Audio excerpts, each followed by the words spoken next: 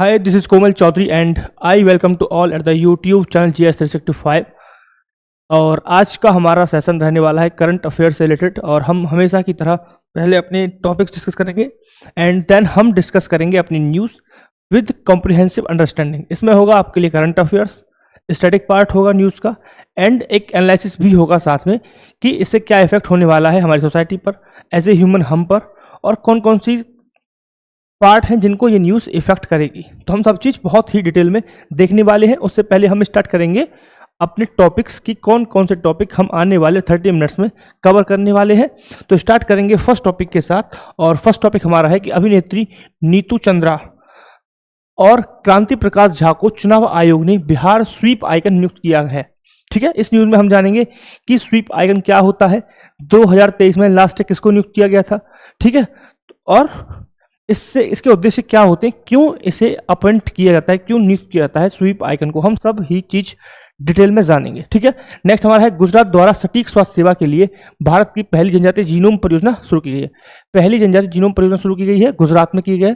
ठीक है, तो न्यूज़ आपकी यहीं से कवर होगी, बट इसका जो पार्ट है एनालिसिस पार्ट की बात करें, हम चाहे बात करें स्टैटिक पार्ट की। ठीक है, तो दोनों ही चीज हम कवर करने वाले हैं आने वाली न्यूज के समय। भारत के रचनात्मक तकनीकी भविष्य को बढ़ावा देने के लिए मुंबई में IICT परिसर का उद्घाटन किया गया है।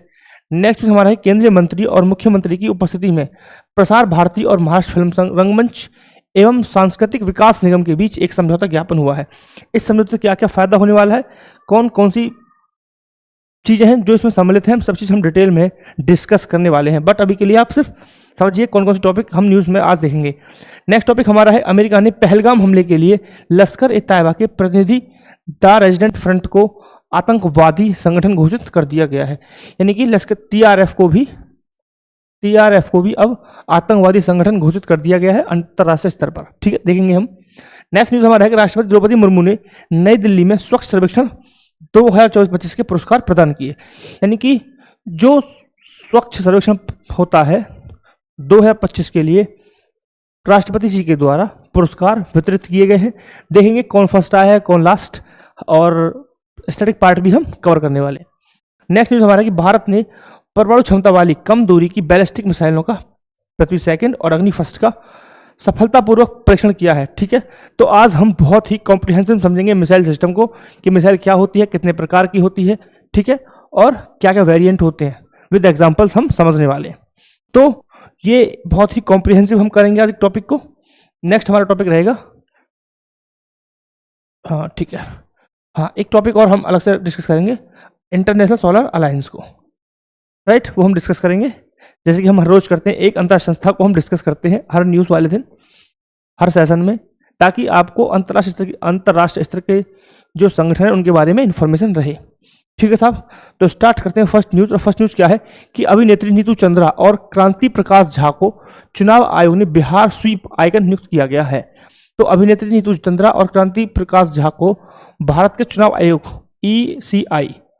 ECI के द्वारा बिहार स्वीप क्या होता है, व्यवस्थित मतदान, शिक्षा और चुनावी भागीदारी।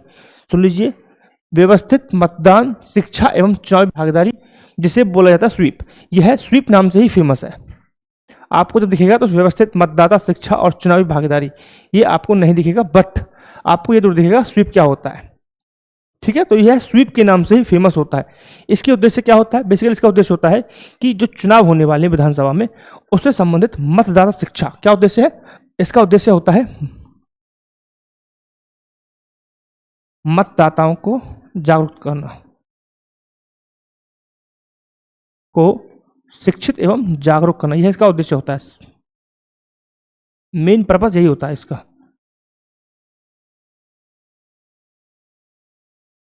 ठीक है, यही पर्पस होता है कि जो मतदाता हैं उनको शिक्षित करना, उनको जागरूकता करना। ठीक है, और चुनाव से संबंधित जो जागरूकता है उसके बारे में लोगों को अवेयर करना, यही इसका पर्पस होता है स्वीप आइकन का। क्लियर। अगर हम बात करें जो अभिनेता हैं, यह इन्होंने हॉलीवुड, भारतीय सिनेमा, हॉलीवुड, इन सभी में काम किया है, इसलिए इनको क्या किया गया है, बिहार स्टेट ने स्वीप के रूप में इसको नियुक्त किया गया है। ठीक है, किसे नियुक्त किया है, लेकिन याद रखेंगे भारत के चुनाव आयोग के द्वारा नियुक्त किया जाता है। एक सिंपल क्वेश्चन अगर मैं यहां से जनरेट करूं तो कि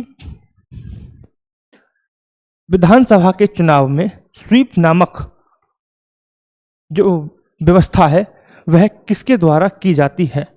सिंपल क्वेश्चन, सिंपल आंसर रहेगा भारत के निर्वाचन आयोग के द्वारा, भारत के चुनाव आयोग के द्वारा।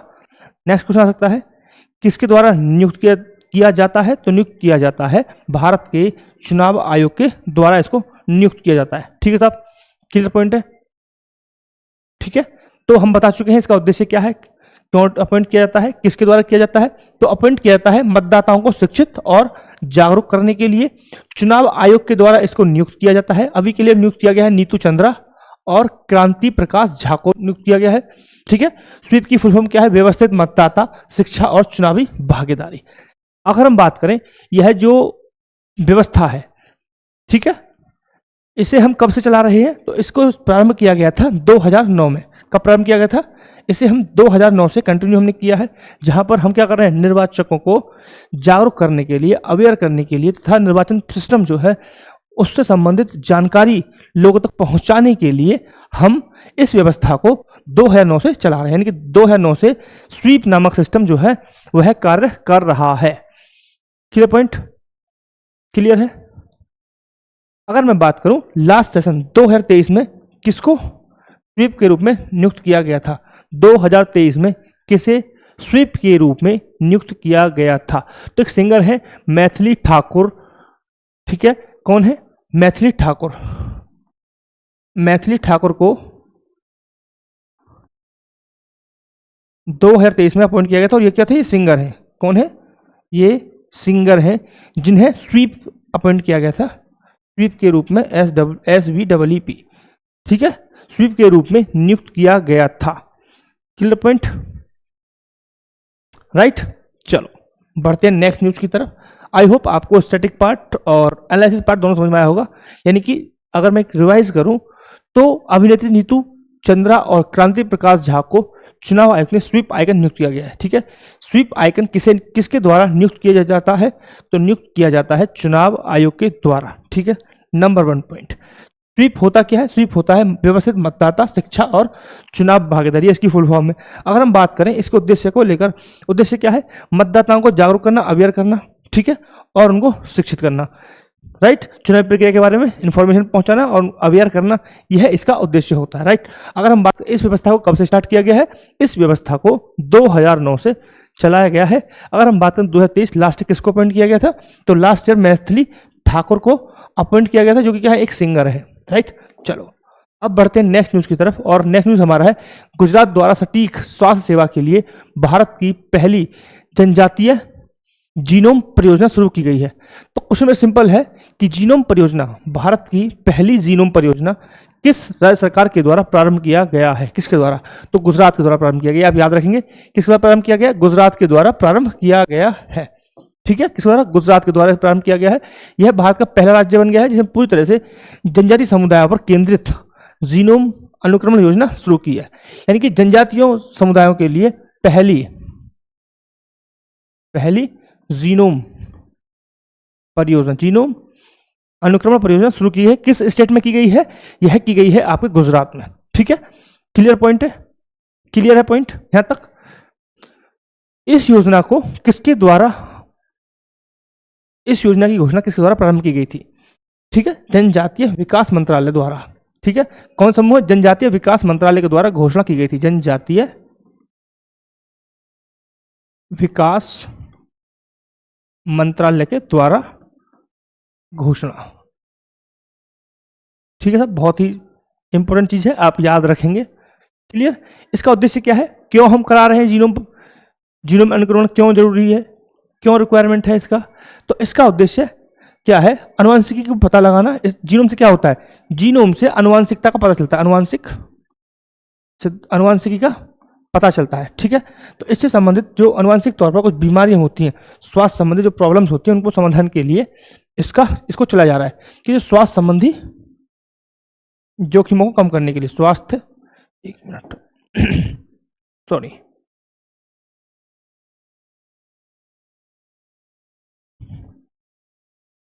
स्वास्थ्य संबंधी जोखिम को कम करने के लिए इसका उद्देश्य रखा गया है कि जो स्वास्थ्य संबंधी जोखिम होते हैं जनजातियों में, उसके समाधान के लिए इस परियोजना को लाया गया है। और यह किसके द्वारा प्रारंभ किया है? गुजरात सरकार के द्वारा प्रारंभ किया गया है। और इसकी घोषणा की गई थी जनजातीय विकास मंत्री की अध्यक्षता में एक बैठक हुई थी, उस बैठक में इसकी घोषणा की गई थी। Clear point. इस योजना में, इस पहल के तहत सबसे पहले 17 जनजातीय डिस्ट्रिक्ट्स में 2000 व्यक्तियों के जीनोम का क्या किया जाएगा? अनुक्रमण किया जाएगा, ताकि उनसे संबंधित बीमारियां हैं, स्वास्थ्य से संबंधित जो चुनौतियां हैं, उनका समाधान किया जा सके। Clear point. अगर हम बात करें, लिखा हुआ नहीं, अगर हम बात करें इस परियोजना को कि क्या हेडिंग्स है, इस परियोजना का जो विषय है वो क्या है, तो इस परियोजना का विषय है गुजरात में जनजातीय आबादी के संदर्भ में जीनोम डेटाबेस का निर्माण करना। ठीक है, तो इसका जो मेन थीम है वो क्या है कि जो जनजातीय आबादी है उसके जीनोम का डेटा निर्माण करना। तो आबादी का डेटा निर्माण करना, ठीक है।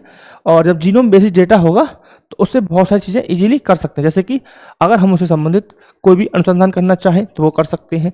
ठीक है, उससे जो जीनोम डाटा है उसके बेसिस पर हम ये पता कर सकते हैं कि कौन सी बीमारियां उसे ज़्यादा इम्पैक्ट आ रहा है तो उसको कम कर सकते हैं। ठीक है, क्लियर पॉइंट, क्लियर, समझ में आ गई कि क्या फ़ायदा हो सकता है, राइट। जो जीनोम परियोजना है इसका 2025-26 के बजट में भी इस परियोजना को मेंशन किया गया था। ठीक है, तो कोई योजना अगर बजट में मेंशन की गई है तो वो अपने आप में ही उसका इंपॉर्टेंस आप समझ सकते हैं। Clear point. दूसरा, कौन कौन सी ऐसी बीमारियां हैं जो हमें ज़्यादा हाल फिलहाल में देखने को मिलती हैं जनजातीय क्षेत्रों में? तो सबसे पहले एनीमिया हो गया, ठीक है, थैलेसीमिया हो गया।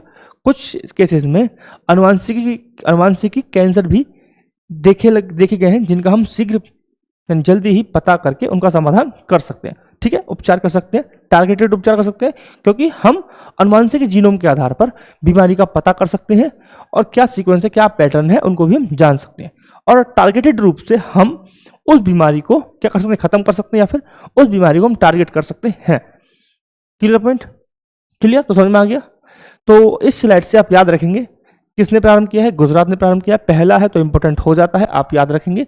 दूसरा, उद्देश्य क्या है? स्वास्थ्य संबंधी जोखिमों को कम करना। और शीर्षक क्या है कि जनजातीय क्षेत्रों संबंधित क्या है? आबादी को का डाटा निर्माण, डाटाबेस बनाना है, जिससे हम लक्षित बीमारियों को क्या कर सकते हैं? टारगेट कर सकते हैं, जैसे कि अनुवांशिक कैंसर हो गया, एनीमिया हो गया, थैलेसीमिया हो गया। इन सबको हम जो हमें इजीली फाइंड कर सकते हैं उनको टारगेट हम कर सकते हैं, राइट। चलो आगे बढ़ते हैं। और आगे बढ़ने से पहले मैं आप सभी को बता दूं कि जो बच्चे अभी तक चैनल सब्सक्राइब नहीं किए हैं वो चैनल सब्सक्राइब करेंगे, ताकि आपको रिसेंट वीडियो या अपकमिंग वीडियो या फिर कोई और इन्फॉर्मेशन शेयर किया जाता है तो आप उसे जुड़ जाएं और आप उससे नोटिफिकेशन लेकर उसका फ़ायदा उठा पाएं। ठीक है, तो ये रहेगा हमारा यूट्यूब चैनल GS 365, जिसे आप करेंगे सब्सक्राइब, और आपको मिलेंगे हर रोज़ करंट अफेयर्स की video, current affairs, history, polity, reasoning, ये सब्जेक्ट हमारे चल रहे हैं जिन्हें हम डेली बेसिस पर आपको 7 वीडियो शेयर करते हैं। साथ ही साथ आप कर सकते हैं GS 365@u, ये हमारा टेलीग्राम चैनल है, जहां पर आपको हर दिन लेक्चर से संबंधित PDF शेयर की जाती है। So I request to everyone kindly join the channel to get the more information regarding the videos and upcoming playlist and all the things. Because of if you are not worried about you, it will be trouble to you and you have to face the consequences. Because अगर आपको कहीं से कुछ मिल रहा है और आप नहीं ले रहे हैं तो it is your mistake, not for the institute. Okay, so I request please subscribe the channel because it gives the minor information to get the success chances more. Because अगर आपको थोड़ा सा भी इंफॉर्मेशन इस चैनल से आपके success के chances को बढ़ा रहा है तो आप समझिए इसकी इंपॉर्टेंस क्या है। तो please subscribe the channel, because इतनी माइनर और इतनी डिटेल में कोई भी वीडियोस या कोई भी लेक्चर यूट्यूब पे नहीं मिलता है जहां आपको इन्फॉर्मेशन मिले। कोई आएगा स्लाइड चलाएगा तो बोल के चला जाता है। अच्छे इंस्टीट्यूट मैंने देखे हैं जो पर डे वीडियो बनाते हैं, उनकी वीडियो 15 से 20 मिनट की होती है, उसमें होता कुछ नहीं है, बस पढ़ बोलते हैं, एनिमेशन डाल देते हैं भर भर के व्यू लेते हैं, आपको कुछ मिलता है थंबनेल से, आपको जो इन्फॉर्मेशन होती है वह सिर्फ थंबनेल पे ही मिल जाती है, बाकी अंदर वीडियो में कुछ नहीं होता है।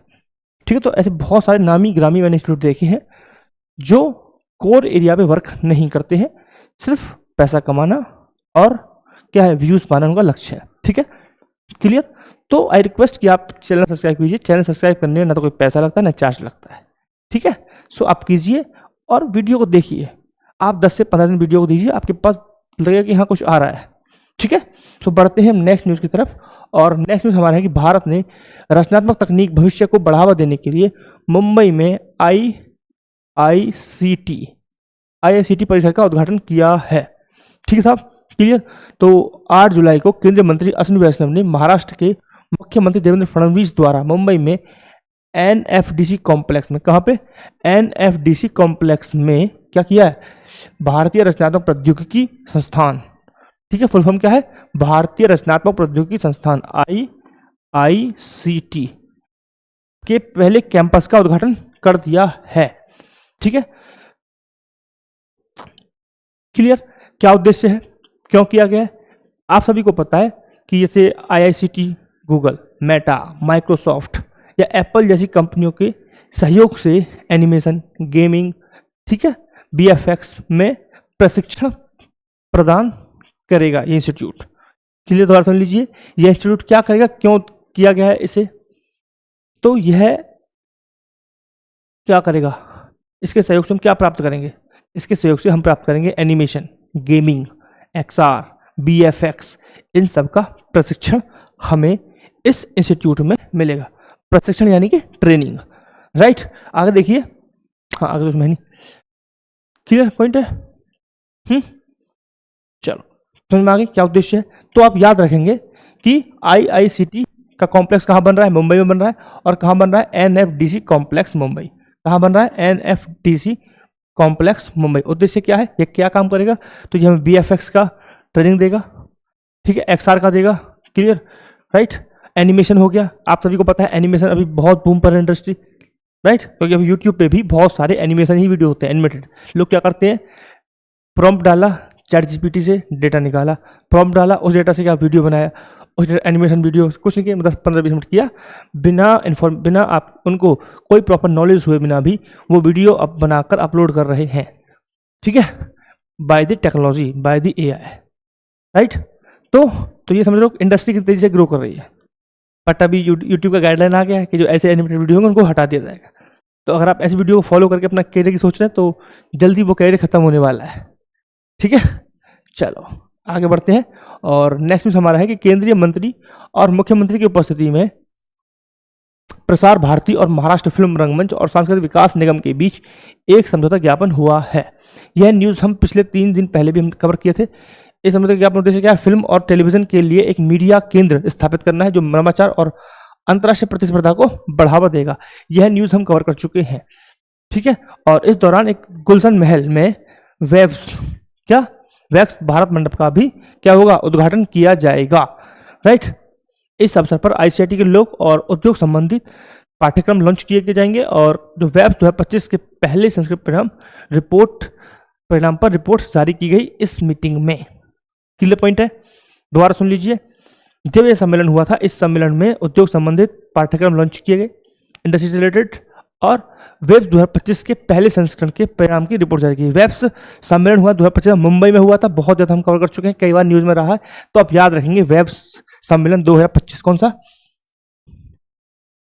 वेब्स सम्मेलन 2025, ठीक है, ये हुआ था मुंबई में। कहाँ पे हुआ था, जियो सेंटर में, याद रखेंगे आप, मैंने कवर किया है बहुत बार, यह भी न्यूज़ कवर की गई है 3 से 4 बार। तो जो न्यूज़ 3 से 4 बार कवर की जा चुकी है तो आप समझिए उसकी इंपॉर्टेंस क्या है और आपको वो एकदम टिप्स पे होनी चाहिए। ठीक है साहब, ये आप याद रखेंगे। अभी मैंने थोड़ा सा लिखा है लेकिन प्रॉपर न्यूज़ थी जहां पर हमने पूरी स्लाइड्स के द्वारा आपको बताया था। आइए नेक्स्ट न्यूज़ तरफ चल रहे हैं। अमेरिका ने पहलगाम हमले के लिए लश्कर ए तैयबा के प्रतिनिधि द रेजिस्टेंस फ्रंट TRF को क्या कर दिया, आतंकवादी संगठन घोषित कर दिया है। अमेरिकी विदेश मंत्रालय ने 22 अप्रैल को पहलगाम आतंकवादी हमले के जिम्मेदार द रेजिस्टेंस फ्रंट को आतंकवादी संगठन घोषित कर दिया है। ठीक है, आप इसे कूटनीतिक जीत की तरफ देख सकते हैं। बट आप सभी को पता है कि पहले लश्कर तैयबा, फिर टीआरएफ, ये क्या करे, आपने सिर्फ संगठन को बैन किया है, आप आतंकवादियों को ग्लोबल टेररिस्ट घोषित नहीं कर रहे। संगठन वो दूसरा बना लेंगे, सभी का सभी डाटा ट्रांसफर हो जाएगा एक नए संगठन के लिए। ठीक है, क्लियर पॉइंट। तो ऐसी चीज़ों से पता नहीं क्या फर्क पड़ता है कि आपको ग्लोबल संगठन घोषित कर दिया, थोड़े कुछ दिनों के लिए फंडिंग रुक सकती है, कुछ दिनों के लिए आप इस पर स्टे लगा सकते हैं, बस इसे खत्म नहीं कर सकते जब तक आप टेररिस्ट को ग्लोबल टेररिस्ट घोषित नहीं करेंगे और उसके अगेंस्ट एक्शन लेंगे, तब तक कुछ नहीं होगा। समझिए ना चीज, आपने एक संगठन था, ठीक है, लश्कर ए तैयबा, और क्या लिख लूं, लश्कर संगठन था, उसने बनाया टीआरएफ, ठीक है, आपने इसे घोषित कर दिया आतंकवादी ग्रुप, इसने ये बना लिया, अब ये घोषित हो गया तो अभी कुछ और बन जाएगा। सीरीज चल रही है ना भाई। लेकिन आपने किसी को आतंकवादी घोषित कर दिया, हाफिज सईद को, बट उसके अगेंस्ट कोई एक्शन नहीं हो रहा है, तो क्या फायदा, आपने घोषित भी कर दिया। आप एक तरफ घोषित करें, एक तरफ आपको आप फंडिंग कर रहे हैं, जब आपको पता है कि वह देश आतंकवाद को फुल सपोर्ट करता है। अभी ऑपरेशन सिंदूर के समय हमने देखा कि आतंकवादी की फैमिली की जो वो दफनाना वाला प्रोसेस होता है, उस प्रोसेस में पूरी पाकिस्तान आर्मी खड़ी है साथ में। तो क्या साबित कर रहे हैं, मतलब क्या इससे फायदा हो रहा है, सिर्फ लॉलीपॉप दिया जा रहा है लॉलीपॉप के, देखो हमने आपको कैसे कर दिया, ये बिग अचीवमेंट हो गया आपकी, हम खुश हो रहे हैं लॉलीपॉप खा के, बट इससे फायदा नहीं हो रहा है। थोड़े समय के लिए स्टे लगा सकते हैं इससे कि भाई आपने इसको क्या कर दिया, टेररिस्ट ग्रुप घोषित कर दिया, तो फंडिंग हो सकता है ऐसे नहीं मिलेगी अब कुछ दिन तक, लेकिन ये दूसरा ग्रुप बना देंगे, ठीक है, तो वहां फंडिंग स्टार्ट हो जाएगी। बट जो वो कर रहे हैं तो करते ही रहेंगे जब तक हम प्रॉपर एक्शन नहीं लेंगे। ठीक है, अगर कोई इंसिडेंट अमेरिका में होता तो प्रॉपर एक्शन लिया जाता है। उसामा बिन लादेन सभी को याद है, किया ना उन लोगों ने, वो लीगल भी हो गया, जस्टिफाई भी हो गया, बट आप कर रहे हैं तो आप जस्टिफाई नहीं कर पा रहे हैं। आप डिपेंड कर रहे हैं कि भाई अमेरिका कुछ करेगा, अमेरिका ने कर दिया कि भाई जो ग्लोबल हमने टेररिस्ट घोषित कर दिया, क्या फायदा, बट कुछ नहीं ना फायदा। ठीक है, हालांकि देखो अमेरिकी विदेश मंत्री ने घोषणा की कि ये मतलब ये देशी आतंकवादी संगठन के रूप में इसे घोषित कर दिया गया, वही वाली बात है। और इसे बड़ा चढ़ा बताया जा रहा है, देखो कि पहलगाम हमले के लिए पीड़ितों के लिए क्या है, एक न्याय के प्रति प्रतिबद्धता को दर्शाता है। समझ रहे ना, क्योंकि अमेरिका सिर्फ अपने इंटरेस्ट को सोच के चल रहा है। अभी उसने क्यों फंडिंग कर दी फिर आपने, आप अगर आतंकवादी विरोध ही हैं, आतंकवाद के अगेंस्ट अगर एक्शन लेने वाले आप हैं, तो क्यों फंडिंग की आपको, जब उनकी अर्थव्यवस्था चरमरा रही तो आपने क्यों वर्ल्ड बैंक से नोट उनको दिलवाए, क्यों, फिर आप दोबारा से भी अभी चल रहा प्रोसेस, क्यों, क्योंकि आपको लिए पाकिस्तान एक स्ट्रेटजिक लोकेशन है। जो गलती आपने चाइना के साथ की, वह गलती आप भारत के साथ नहीं दोहराने वाले हैं, इसलिए आप पहले से ही एक काउंटर भारत के लिए भी तैयार रखना चाहते हैं, क्योंकि आपके ही सपोर्ट से चाइना की ग्रोथ स्टोरी डेवलप हुई है, चीप मैन्युफैक्चरिंग, वो सब चीज़ें देखते हुए, राइट ना।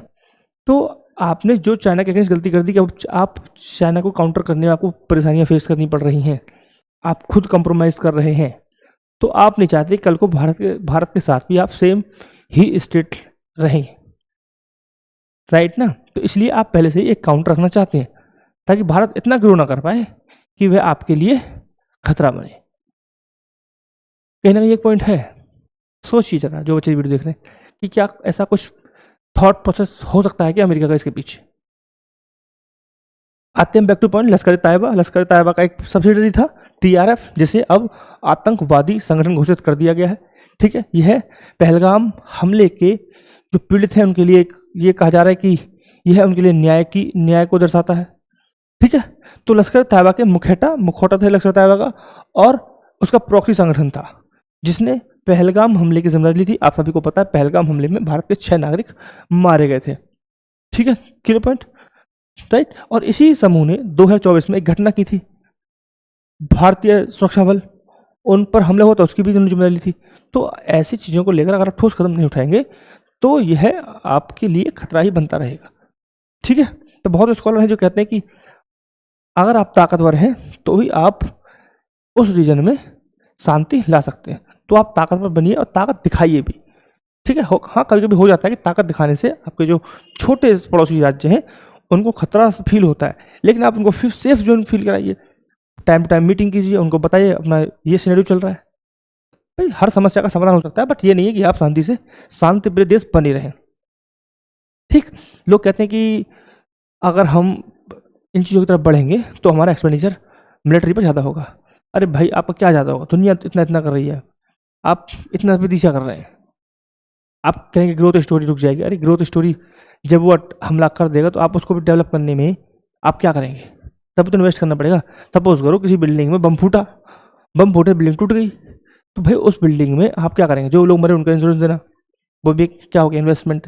क्या हो गया, मतलब इन्वेस्टमेंट नहीं, एक्सपेंडिचर, राइट। उस बिल्डिंग को बनाने में लगा एक्सपेंडिचर, जो घायल हुए उनको ठीक करने में लगा एक्सपेंडिचर, राइट ना।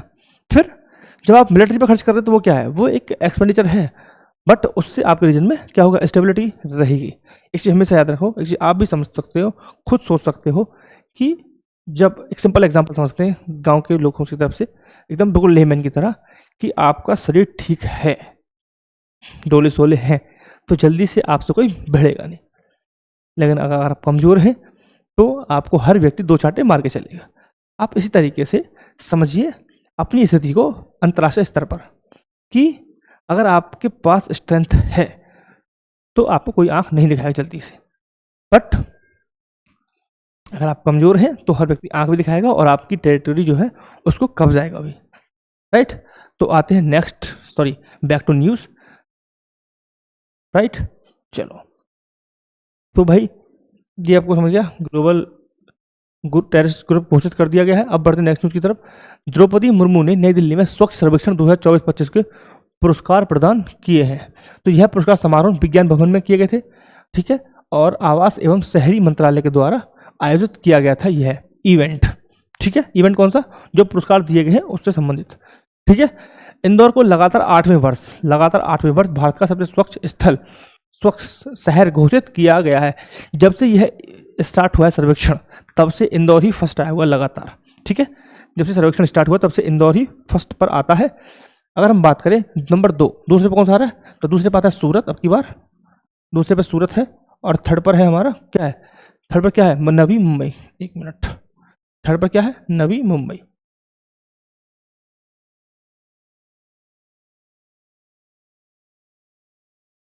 ठीक है। तो आप याद रखेंगे जब से सर्वेक्षण स्टार्ट हुआ है तभी से इंदौर लगातार फर्स्ट पर बना हुआ है, और अब की बार 8वें वर्ष भी इंदौर सबसे स्वच्छ शहर के रूप में नामित किया गया है, ठीक है। जो ये सर्वेक्षण है इसे युवा लीग के रूप में भी हम जानते हैं, युवा लीग में पार्टिसिपेट करते हैं। तो यूथ युवा लीग क्या है, यह एक फुटबॉल लीग है बेसिकली, जिसे AIIF द्वारा क्या किया जाता है, मैनेज किया जाता है और कंट्रोल किया जाता है। AIIF क्या होता है, अखिल भारतीय फुटबॉल महासंघ, राइट, जो इसे प्रबंधित करता है, मैनेज करता है, ठीक है, कंट्रोल करता है, नियंत्रित करता है और ऑर्गेनाइज भी करता है, राइट। इस लीग में, इस गेम में 3 वर्ग की प्रतियोगिताएं होती हैं, अंडर 17, अंडर 15 और अंडर 13। अगर हम बात करें AIIF की स्थापना कब हुई थी, तो AIIF की स्थापना 2008 में हुई थी। तो इसके आयोजन है लीग AIIF, ठीक है, क्लियर पॉइंट है। और सॉरी AIFF, मैं गलत प्रोनाउंस गलत लिख गया, AIFF। AIF क्या करता है, प्रबंधित करता है, फुटबॉल लीग को कंट्रोल करता है, कंट्रोल करेगा और क्या करेगा भाई, प्रबंध ऑर्गेनाइज, आयोजित,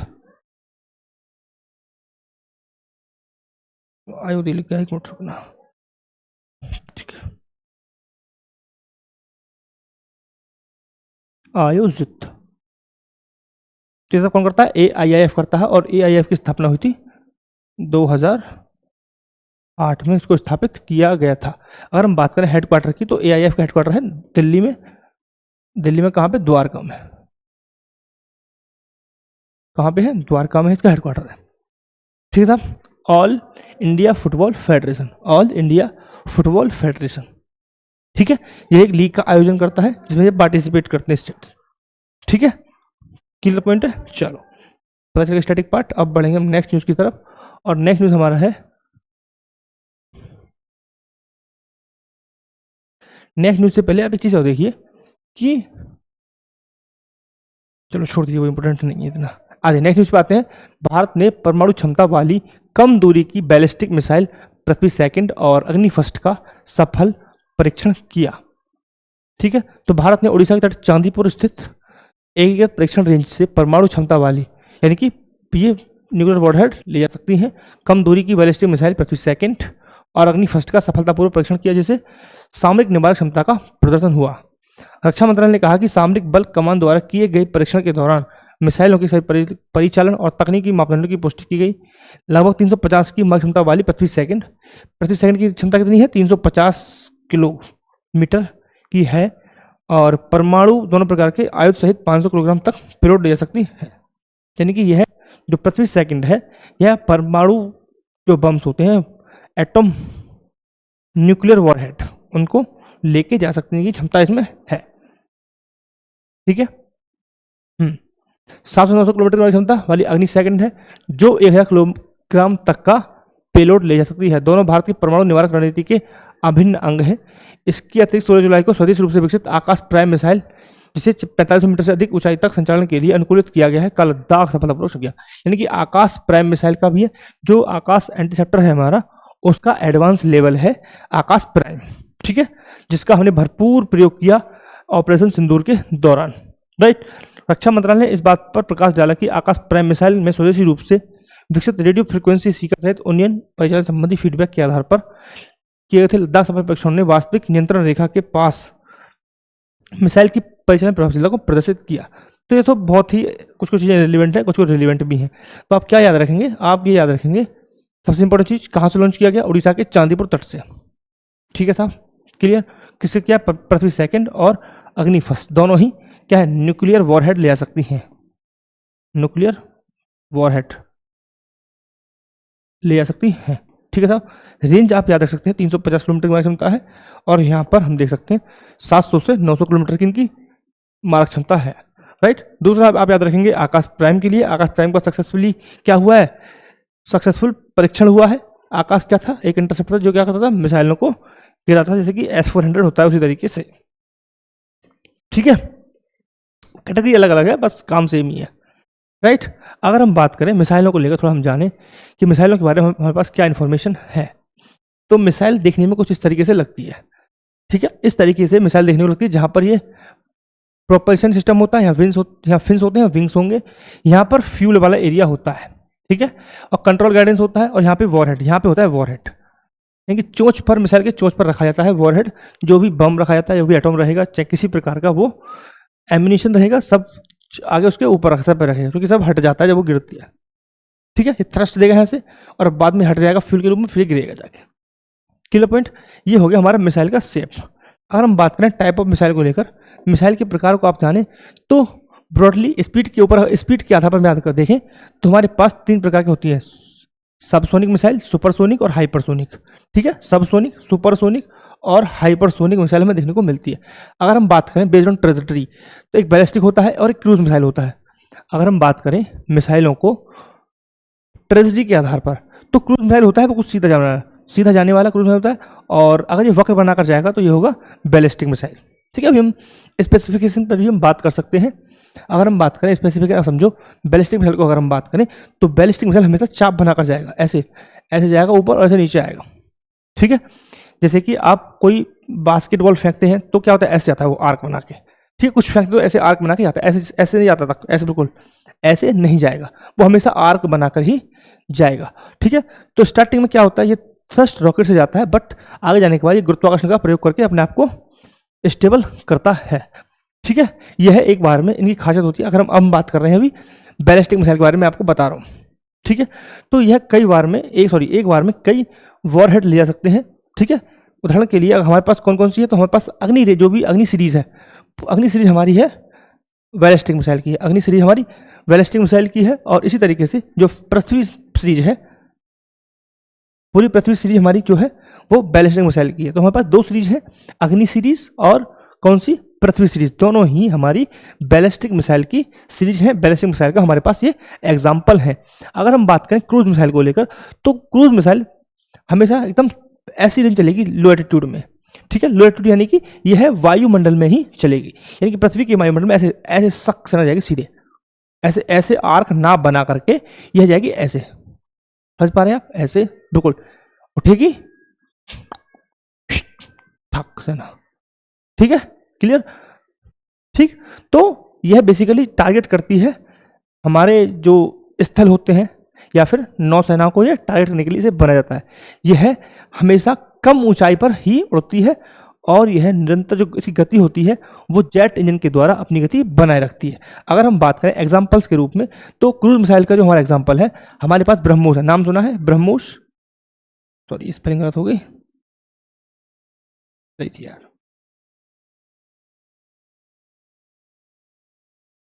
ब्रह्मोस जिसका हमने भरपूर प्रयोग किया था, कहाँ पे, कब किया था भाई, सिंदूर में और निर्भय। तो हमारे पास ये दो मिसाइल हैं, ब्रह्मोस सीरीज और निर्भय, दोनों हमारी क्या है, क्रूज मिसाइल हैं। अगर हम बात करें स्पीड को लेकर, हमने बात की सबसोनिक, सुपरसोनिक और हाइपरसोनिक। अगर किसी मिसाइल की रेंज स्पीड अगर है 1000 किलोमीटर पर सेकंड है, तो उसे बोलते हैं हम, सॉरी ये मैंने एक मिनट बेटा,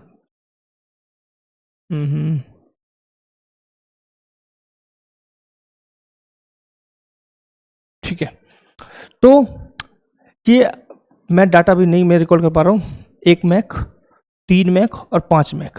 तो 1 मैक स्पीड होती है तो सबसोनिक, 3 मैक रहेगी, 3 से 5 रहता है तो सुपरसोनिक, और 5 मैक से अधिक स्पीड होती है तो हाइपरसोनिक हो जाती है। ठीक है, यानी 1 से 3 सुपरसोनिक, 3 से 5 हाइपरसोनिक, सॉरी अरे यार एक मिनट हटाता हूँ, दोबारा से बोलता हूँ सब चीज़ें, कन्फ्यूजन क्रिएट ना होना चाहिए ना, कन्फ्यूजन क्रिएट नहीं होना चाहिए, पॉइंट ये है। ठीक है, तो सबसोनिक होता है जिसकी स्पीड होती है 1 से 3 मैक, 3 से 5 मैक और 5 मैक से अधिक होगी, यानी 1 से 3 होगी तो सबसोनिक, 3 से 5 होगी सुपरसोनिक, और 5 मैक से अधिक स्पीड होती है तो रहेगी वो हाइपरसोनिक। ठीक है, लॉन्च मोड के हिसाब से जान सकते हैं, सरफेस टू सरफेस यानी कि पृथ्वी से पृथ्वी पर, धरती पर चलेगा। सरफेस टू एयर यानी कि कोई टारगेट अगर एयर में है, हवा में है, तो उसको डिस्ट्रॉय करने के लिए सरफेस से चलेगा। एयर टू एयर यानी कि किसी हवा से हवा में मार करने वाली, यानी कोई फाइटर जेट से आप हमला करते हैं तो। दूसरा एयर टू सरफेस, जो एयर टू एयर है ये फाइटर जेट यानी लॉक कर दिया, एक दूसरे को उड़ा दिया इस तरीके से। ठीक है, एयर टू सरफेस अगर समझे तो यानी कि फाइटर जेट से मिसाइल लॉन्च करना, कहां पर, धरती पर। एंटी टैंक उड़ाना, एंटी शिप, एंटी रेडिएशन और anti submarine launch. Submarine launch यानी कि सबमरीन से लॉन्च होने वाली मिसाइल। तो ये हमारे लॉन्च के अकॉर्डिंग कुछ हमने डिवाइडेशन देखे। ठीक है, based on guidance, command guidance, internal guidance, terrain guidance, laser homing और जीपीएस के द्वारा। ठीक है साहब, क्लियर पॉइंट है, सॉरी राइट। फ्यूल के according solid fuel, liquid fuel, ramjet powered school, turbo powered school, scramjet powered missile. ठीक है, based on warhead, conventional warhead, nuclear warhead, chemical warhead, biological warhead missile, cluster warhead missile और EMP warhead missile. यानी जितने प्रकार के warhead हैं उनको ले जाने के आधार पर हम डिवाइड कर सकते हैं, क्लासिफिकेशन भी कर सकते हैं, पॉपुलेशन के आधार पर क्लासिफाई कर सकते हैं, गाइडेंस के अकॉर्डिंग क्लासिफाई कर सकते हैं, लॉन्च मोड के आधार पर क्लासिफाई कर सकते हैं, ट्रेजेक्टरी के आधार पर कर सकते हैं और स्पीड के आधार पर हम डिवाइड कर सकते हैं मिसाइल सिस्टम को, पूरे मिसाइल को। तो इतने टाइप्स के हमारे पास मिसाइल होते हैं। ओवरऑल ये सारे मिसाइल एक दूसरे ओवरलैप कर रहे हैं, सिर्फ हमारे पढ़ने के बेनिफिट के लिए, पढ़ने के फायदे के लिए हमने इसको इस तरीके से डिवाइड किया हुआ है। ठीक है, राइट। चलो अब बढ़ते हैं आगे, और नेक्स्ट हमारा है कि श्रीलंका के प्रधानमंत्री ने कोलंबो में 7वीं ISA एशिया प्रशांत बैठक का उद्घाटन किया। अरे ISA, हाँ ठीक है, एशिया प्रशांत क्षेत्र के लिए अंतर्राष्ट्रीय सौर गठबंधन की 7वीं क्षेत्रीय समिति बैठक 15-17 जुलाई को श्रीलंका के कोलंबो में आयोजित की गई। तो आप याद रखेंगे कि ISA की जो बैठक है वह कहाँ पर हुई है, तो वह हुई है कोलंबो में। इस पर का विषय क्या है, विविधता और अवसर वाले क्षेत्र में सौर सहयोग को आगे बढ़ाना, जिससे सौर ऊर्जा के विस्तार को जोड़ दिया जा सके। तो क्या है भाई इसकी, तो विविधता और अवसर वाले क्षेत्र में सौर सहयोग को आगे बढ़ाना, ये थीम है ISA 2025 का। तो अब याद रखेंगे ISA 2025 का थीम क्या है, विविधता और अवसर वाले क्षेत्र में सौर सहयोग को आगे बढ़ाना, यह इसका उद्देश्य है। ठीक है साहब, क्या पॉइंट। इस सम्मेलन में क्या हुआ था, इस सम्मेलन में निवेश को जोखिम मुक्त करने, या फिर हम बात करें हरित हाइड्रोजन को बढ़ावा देने के लिए, ऊर्जा भंडारण क्षमताओं को मजबूत करने के लिए ध्यान केंद्रित किया गया था। यानी कि फोकस एरिया क्या थे इस मीटिंग के? फोकस एरिया थे निवेश जो कि जोखिम उनको कम करना, नंबर 2 हाइड्रोजन प्रोजेक्ट्स में बढ़ावा देना, नंबर 3 जो ऊर्जा संरक्षण है, ऊर्जा भंडारण है उसको मजबूत करना। ठीक है, क्लियर पॉइंट, राइट। साथ के साथ हमने बात की सीमा पर सौर व्यापार, सीमा पर क्षेत्रीय स्टार हब, छोटे द्वीप विकासशील देशों के लिए सौर बाजारों के संचालन पर भी क्या हुआ, बातचीत हुई इस मीटिंग में। अगर हम बात करें ISA के बारे में हम जाने, ठीक, ISA क्या है, कब डेवलप किया गया है, क्या कुछ इससे संबंधित? ठीक है, पहले एक न्यूज़ देख लो, उसको नहीं पहले ISA देख लेते हैं ISA क्या है, क्योंकि फिर निकल जाएगा दिमाग से। चलो तो पहले ISA देखते हैं ISA क्या है। तो भाई ISA है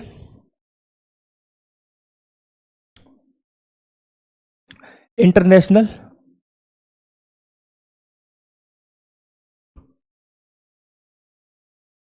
सोलर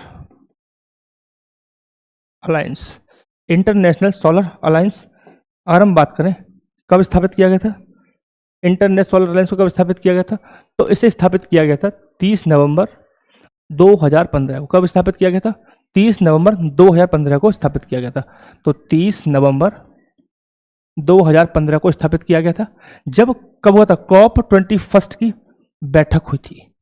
COP21 की बैठक हुई थी जहां पर अंतर्राष्ट्रीय सौर गठबंधन की शुरुआत मानी जाती है जहां से। और ये बैठक कहाँ हुई थी? तो ये बैठक हुई थी पेरिस में। कहाँ पे हुई थी? पेरिस में बैठक हुई थी। कहाँ पे हुई थी? पेरिस में, पेरिस फ्रांस में बेसिकली। एक मिनट, तो कहाँ बैठक हुई थी साहब? पेरिस में हुई है, फ्रांस में बैठक हुई थी। और जो मुख्य 2 देश थे फ्रांस और भारत, फ्रांस और भारत के द्वारा क्या हुआ, इसको स्थापित किया गया है। इसका हेडक्वार्टर कहाँ पे सब? इसका हेडक्वार्टर कहाँ पे है? तो ISA का हेडक्वार्टर है कहाँ पे? गुड़गांव में, गुरुग्राम। कहाँ पे है? एक मिनट, राइटिंग बड़ी मल्लूक आ रही है भाई। कहाँ पे है? गुरुग्राम में इसका हेडक्वार्टर है। कहाँ पड़ता है ये?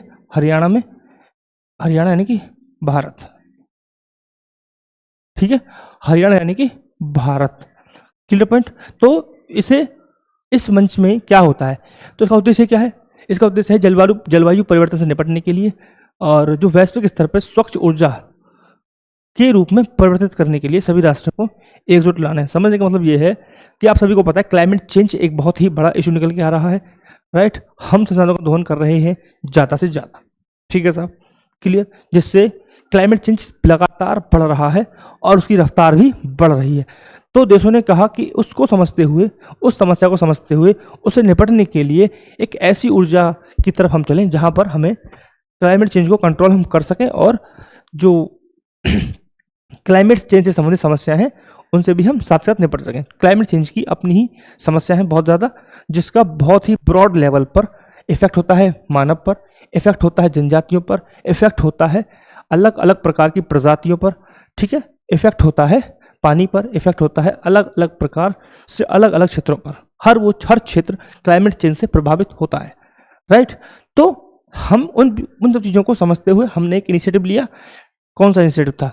ISA का गठन करना, जिससे सौर ऊर्जा में क्या है, क्रांति लाना और अधिक से अधिक लोगों को स्वच्छ ऊर्जा की तरफ देशों को क्या करना, परिवर्तन करना, चेंज में लाना, उनको शामिल करना, राइट। तो ये था हमारा ISA, जिसकी शुरुआत हुई थी भारत और फ्रांस के द्वारा संयुक्त रूप से इसको स्थापित किया गया था।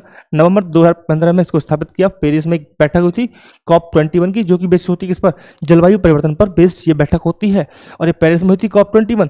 इसी के दौरान ISA के गठन की बात हुई थी और यहीं से हमें शुरुआत देखी ISA, इंटरनेशनल सोलर अलायंस, ठीक है। यह एक अंतर्राष्ट्रीय सरकारी संगठन है। अंतर सरकारी संगठन यानी कि सरकारों के बीच होने वाला एक एग्रीमेंट यानी संगठन। सरकारों के बीच एग्रीमेंट, सरकारों के बीच यह एक क्या है, MOU है, संगठन है सरकारों के बीच, इसलिए बोला जाता है अंतर सरकारी। तो ठीक है साहब, लिख लीजिए, लिखना है तो यह अंतर सरकारी संगठन है।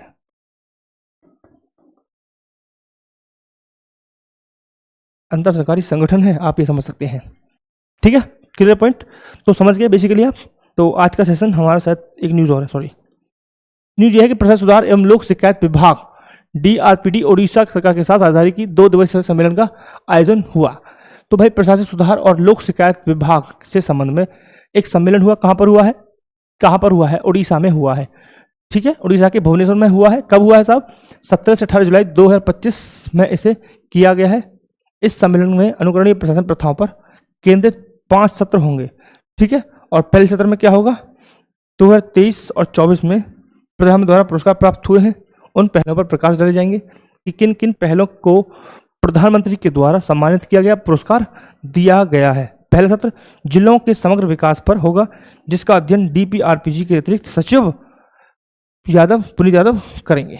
ठीक है, तो ये कुछ खास इंफॉर्मेशन थी नहीं, बस आप इतना याद रखेंगे कि प्रशासनिक सुधार एवं लोक शिकायत विभाग सरकार के साथ एक साझेदारी की है और एक राष्ट्रीय सम्मेलन हुआ था इससे संबंधित। वो कहाँ हुआ है? उड़ीसा में हुआ है, भुवनेश्वर में हुआ है। आप ये याद रखेंगे। एंड DRPD संयुक्त सचिव श्रीमती सरिता चौहान आकांक्षी ब्लॉक कार्य पर एक पत्र का आयोजन करेंगे और 20 से अधिक वक्ता अपनी पुरस्कृत पहलों पर चर्चा करेंगे। तो आप समझ सकते हैं इस न्यूज़ में कुछ खास स्पेशल है नहीं। ठीक है साहब, क्लियर पॉइंट है। चलो आगे बढ़ते हैं और आगे है thank you very much for the watching this video. I hope you are doing well, it will be very helpful to you. So I request you again, please kindly subscribe the channel because if you will subscribe the channel, you will get the information regarding the video and upcoming lecture and upcoming playlist, which is very important regarding your exam. It is very helpful to you because if it is giving you a 1% positive information regarding your exam, so I think it is very, very important to you to subscribe because it is giving you 1% more chance to get selection and get the happiness of your life. So thank you very much once again, and subscribe the channel and share and like. So thank you very much for the watching.